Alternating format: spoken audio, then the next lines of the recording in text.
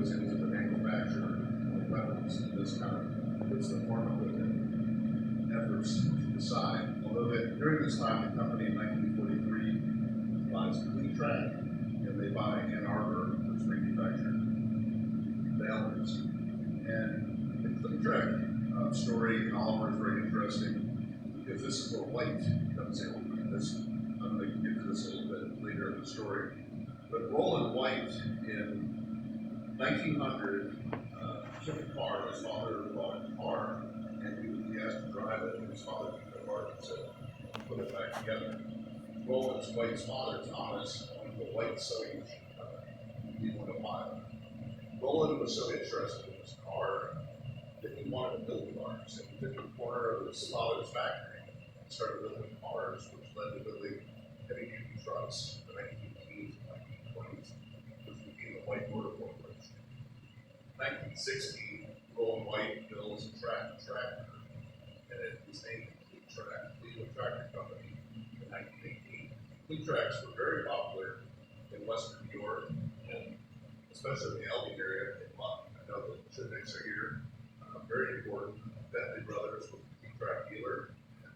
They would be in Oliver and the White. I have a great picture of Bentley Brothers in 2001 with every angle White tractor from utility up to the 810 front.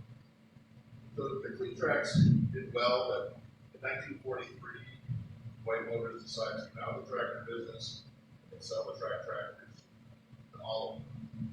After World War II, Oliver gets back into tractor manufacturing and had some of their best years in the company's history. They had the fleet line tractors, the super tractors, the 880s and 770s.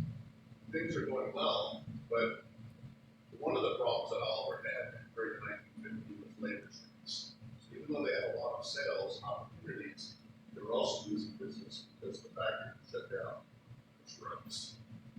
In 1960, White Motors, a sewing machine company, decides to buy Oliver to expand their business. They also own Euclid, a big construction company, and they were the #1 truck company in North America. And they created the Freightliner brand and Diamond Rio. That was just a huge company. In 1962, White Motors buys out HPOCA in Canada. And the key reason they buy HPOCA was for their combine line built in Brentford, Ontario.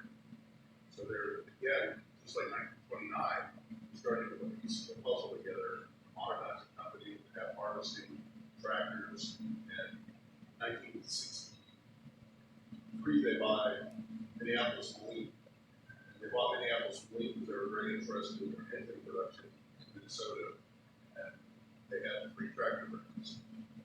3 companies ran somewhat independently, especially Moline in the 60s, and Oliver and HPOCA in Canada, Oliver in the US, had the same tractors that they would bring in Sumac Red in Canada and Oliver Colors here in the US. In 1969, White Motors decided to create White Farm Equipment, which brought Oliver, HPOCA, and Moline even closer to the new 55 series. Oliver's and HPOCA's came out, T-Series, T50, Molines, and interestingly, in Canada, HPOCA dealers started selling in the early 70s. Moline and HPOCA became the big T50 series in Canada for the combat tractors and the Sumac Red 55 series.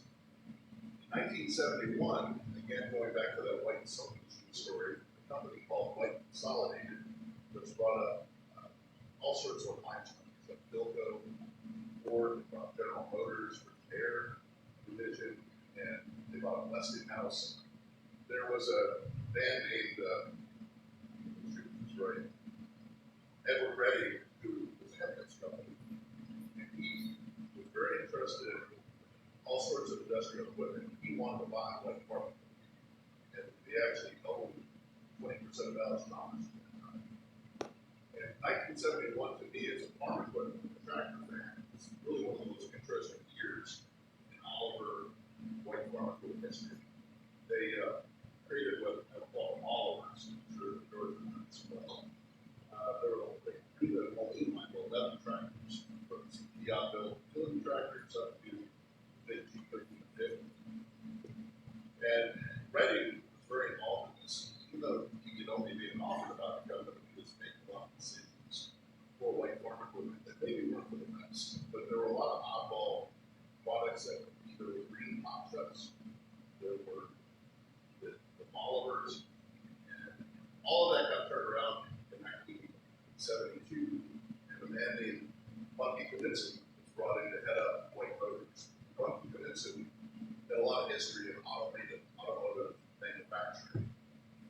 started in 1939 in Pontiac. His father was the president of General Motors, and Bucky created Bonneville, Pontiac, Grand Prix.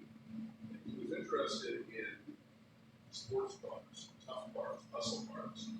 So when he came to the White in 1972, he had been fired as the president of Ford Motors. He got into a fight with HPOCA. He was only president of Ford Motors for 1 year. During that 1 year, though, Bucky Knudsen and Ford created the Boss Mustang. Yeah, big muscle car, lots of power. So Bucky Knudsen comes to White Motors, looking at Oliver Green, Minneapolis, Moline, and Erskine, some magnetic options. So, well, when I was a kid, tough cars, they were tough Ford. I want to have a tough engine car. And so by the fall of 1974, I wish I was around to see this. The Yard Boss lawnmower shows up. It's a small period, but it's silver. It's argent silver, and it's called Boss. At the same time, the new Field Boss White 4154 shows up, and 105 White, and then the big 150, which was a Moline painted silver. So they're argent silver is first car, and you have Field Bosses and Yard Bosses, and soon the Combine line became the Harvest Boss, and trucks became the Road Boss, and planters became the Plant Boss. So Bucky Knudsen thought he had a great idea. These big, silver tractors out there with big motor equipment. Unfortunately, a lot turned off a lot of customers. And at the same time, the trucking company was having problems. They were taking a lot of money out of Oliver. They weren't updating with plans. The lot was really without date. So the company began to suffer. Chief Ward, who was Minneapolis and Oliver dealer in Eastern Kentucky, had told me that when they would go to pick up Oliver or Moline or White 7800, 7600 combine or rail yard in Nashville, Tennessee, they would have to take a $5 bucket with the ball bolts that would fall off the combines and transport. So things were not looking good for the company. And by 1980, White Farm Equipment, White Motors was bankrupt. The trucking company was sold to Volvo, and ultimately that became White GMC trucks and the Volvo trucks today on the road. Trace back to the White Motor trucks. White Farm Equipment was sold to the Texas Investment Corporation, and Texas Investment takes over, but things don't get any better. Actually, in 1982, I was going to Hassel Brothers getting literature. There weren't as many White tractors producing. The factory was shut down. By May of 1985, White Farm Equipment owed $28 million interest payments to Ford One, who had financed the company at this time. And the farm equipment industry, International Harvester was going under, Alice Chalmers was going under, and White was in big trouble. And my friend Ross Morgan, who is a co-owner of H&R AgriPower in Hopkinsville, Kentucky, he was the president of the White Dealer Council at that time. So he represented the dealers and would go to meetings. They had a lot of tough meetings in 1985. And Borg Warner was done. They told the white dealers that in May they were going to have an auction, and they weren't going to sell the company. It wasn't like International and Case joining or Deutz and Alice joining. They told the dealers that the pencil on the desk, the chair, the desk, the patents, everything's for sale. Whoever wants to pay us money, we're getting our $28 million out of this company, one way or another. And that was going to happen at the end of May. But they, at this time period, White had just introduced a big new combine called the 9700. And it was one of the biggest on the market, 265 bushels, huge machine for its day. Well, two farmers in Kansas had such problems with it that they ended up going to federal court suing White Farm Equipment over these faulty combines. And the federal court was able to block the sale of the auction of White Farm Equipment.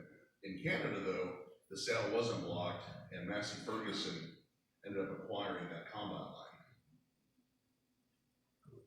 In the fall of 85, going to 86, White Farm Equipment was sold to Allied, which made Kewanee Farm Equipment, they made Bush Hog, they had bought out New Idea. So a new company was formed called White No Idea. Allied got money in the company, the factory reopened, and things were looking better. And at this time, Alice Chalmers had been sold to Deutz, and White Farm Equipment became a key supplier